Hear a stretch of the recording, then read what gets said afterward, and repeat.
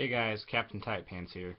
So, I don't know if you've heard, but this past week, Sony and Marvel have come to some sort of an agreement on Spider-Man and where he is going to be. Now, for those of you that don't know,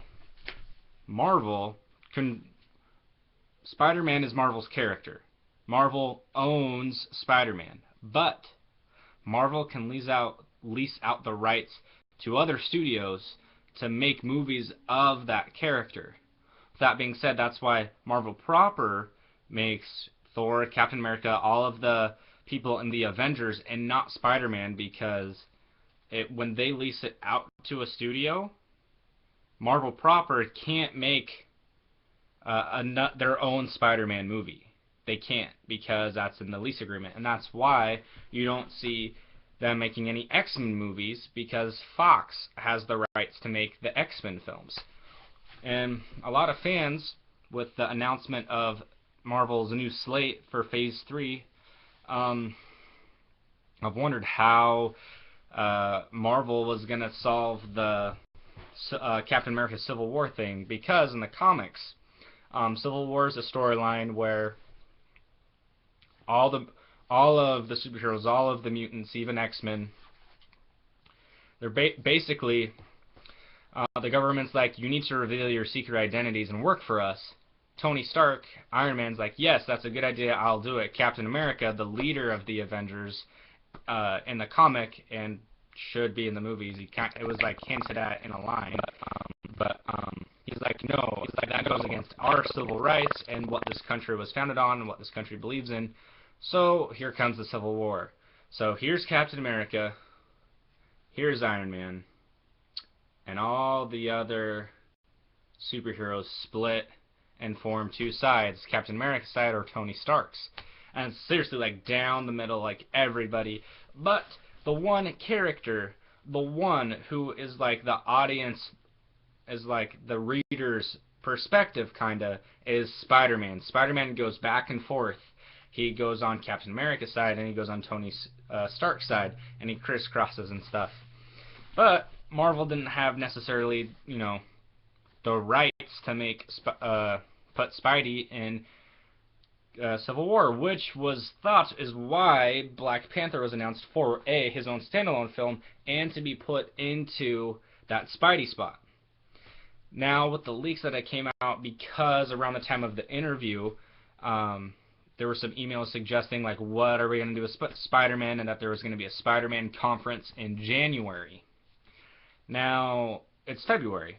It's February 15th. That's when I'm shooting the video. And obviously this has been talked about for a long time, probably after the leak and during the Spidey Summit. But Marvel and Sony have come to an agreement that Spider-Man will appear in one Marvel Cinematic Universe movie before his brand new standalone movie. Okay, that's cool. But they're rebooting it for the second time, so the third set of films in like 15 years. To put into perspective, trying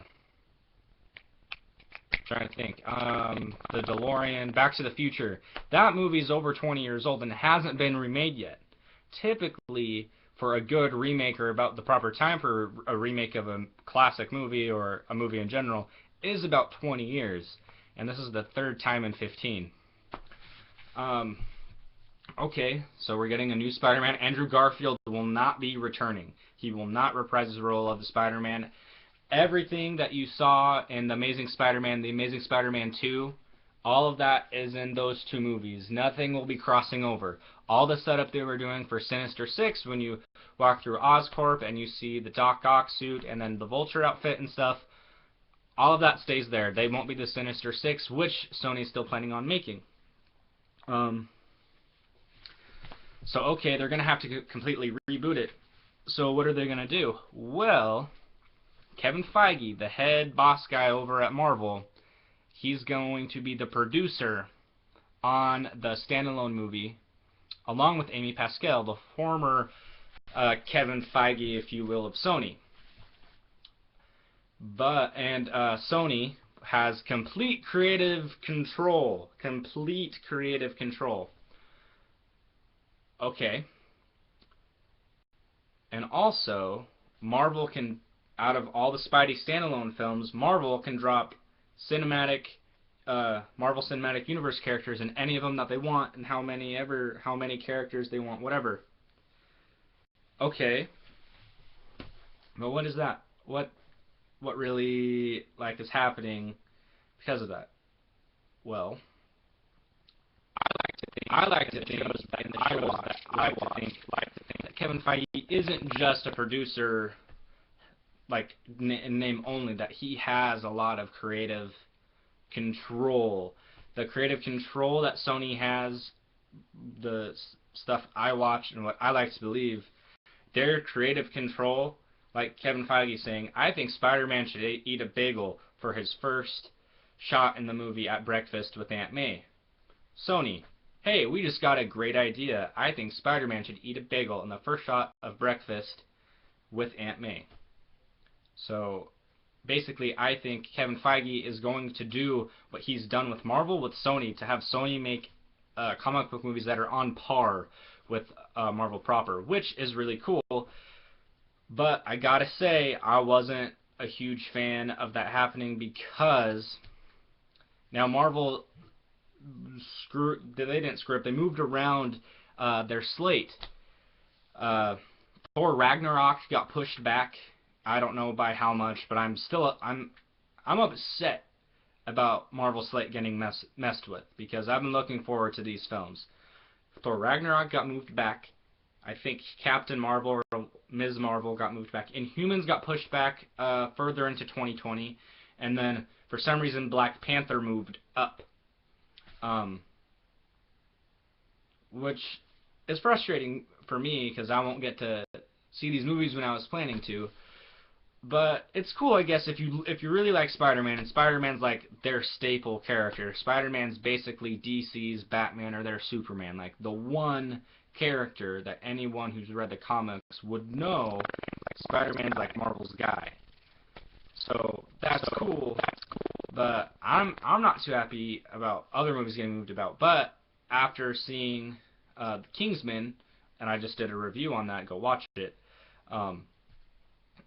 Kieran Edgerton, the Eggsy or Eggsby, he would make a good Peter Parker, and his name's kind of been thrown out there by fans and other movie talk shows for this new cinematic universe.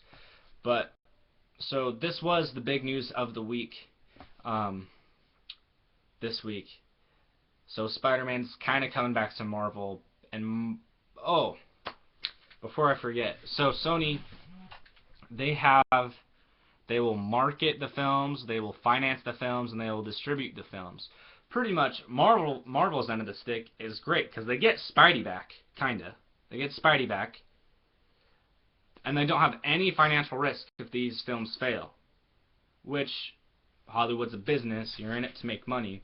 If they can use a character and not spend money on to get the character back, and to not lose money if a movie bombs, that's like a triple win for Marvel, and then Sony wins because Kevin Feige's coming to help them out and do the reboot of Spider-Man, which is probably going to be Marvel's vision for Spider-Man, Marvel proper's vision, if they had him all along.